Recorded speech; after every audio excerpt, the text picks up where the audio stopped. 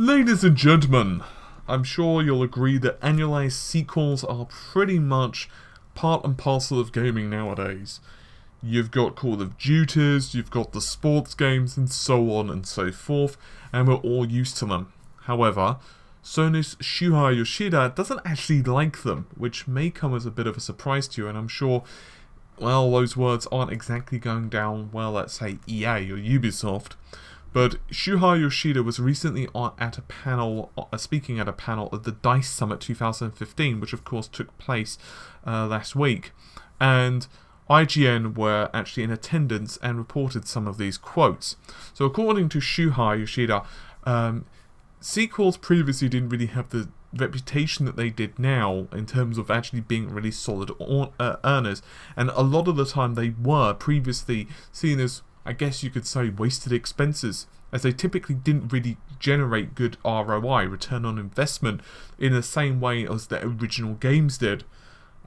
I guess this has kind of changed a lot now, though, let's put it that way, because sequels have become considerably less risky, and the marketing teams are really the driving force behind this, because they realise that you can basically annualise these games, because you can use the hype from the previous title to carry on to the next title, and so on. The problem is, however, that as games become more complicated and take longer to make, the hype starts to die down. And so Shuhei added that marketing executives don't really understand how game development works, because at the end of the day, most marketing executives don't really game, or they don't really understand the process of creating a game, which is a big problem. And so what starts happening is they just really understand what works, and they know that Call of Duties, Assassin's Creed, and so on work as kind of a way to actually release annual titles, and so it works well financially. Yoshida then decided to say that, hey, all due respect, guys, but, well, he actually hates annualized releases and just wished they wouldn't happen, which is kind of an interesting take, to be honest. I kind of agree with him. I think annualized sequels, a lot of the time, can take the absolute piss. Now, I'm not saying all annualized sequels every single year are bad, but a lot of the time, particularly with sports games, I used to play a lot of Smackdowns back in the day, and a lot of the time it would just felt like very small, insignificant changes with roster updates. And of course, you've got Call of Duty, which many people say hasn't really changed. I mean, yes, you've got small changes here and there, but not really what you would expect. And of course, the problem actually having with annualized sequels, that means you've got a very limited time frame to actually work on it, and oftentimes you've got multiple teams that are working on different versions of the game. So in some cases, for example, you'll have Team A that are working on, let's say, the 2015 release, and Team B that are working on the 2016 release, and then when the 2015 release finishes, you'll have Team A that will then move on to 2017, and you kind of get the idea. But from a marketing point of view, what they don't want to happen is basically the hype to die down. And I think this is part of a larger topic that I'd like to discuss at some point in the distant future, or maybe not super distant, but in the future. But I think one of the problems that gaming has right now is it's very spectacle orientated, and gameplay, I wouldn't say takes a second class seat, but it's often not quite in the cockpit, because you look at the bull shots, you look at the fake trailers, and I use that with quotes, but you know what I mean, like the E3 trailers, and let's face it, when you see something at E3, you have that twinge of excitement, but then there's that part of you that says, can you really do that?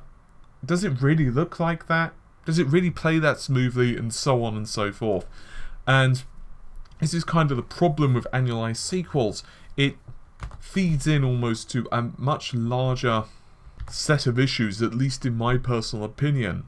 And I think in some ways it's even worse with next generation consoles, because the problem is, invariably when next generation console versions of games are released, because it's going to take them so much more time to update the graphical engines of games, because it's going to take them so much more time to recreate some of the assets and so on, it can look a little bit ropey, and it happened with, for example, with the transition to the PS2, it happened with the transition to the PS3, and of course now it's happening to the transition with the PS4, where you have those problems. And Battlefield 4 is a prime example of this, along with Call of Duty Ghosts. But ironically enough, Black Flag didn't really seem to have those problems, and of course it waited until Unity. Anyway, as I said, this is a symptom of a much larger problem, but ultimately with AAA development, really and truly, because of the price, because of the cost of game development, and it's not cheap, despite the fact that we do complain about DLC and digital downloads, one of the main reasons that studios push them is because ultimately it doesn't really require that much work, particularly with stuff like skins, but it gives them a good return on investment for the time that's actually used, because games now are becoming so bloody expensive. If you need more information on that, you should actually Google regarding Evolved and their DLC practices. And Evolved, when they were creating the game, and the developers were actually making the game, they said, hey, we're doing this, we're creating this game with DLC in mind, so we can chop bits off, because we know that effectively the game's going to cost so much money to produce. Just selling the $60 copy of the game is probably not going to make us enough profit to make the title worth actually selling. And that's kind of the problem with AAA development. You're pushing the budgets up and up and up and up and up and up and up, because you've got more graphical artists, you need actors for the acting, in some cases for motion capture technologies.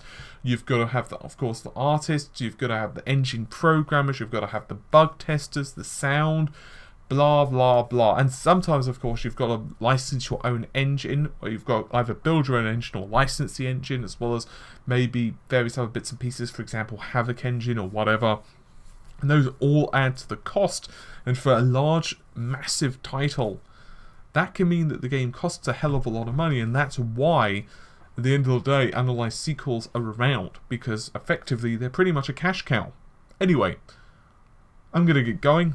Hopefully you've enjoyed the video. I'll see you soon. Take care. Bye for now.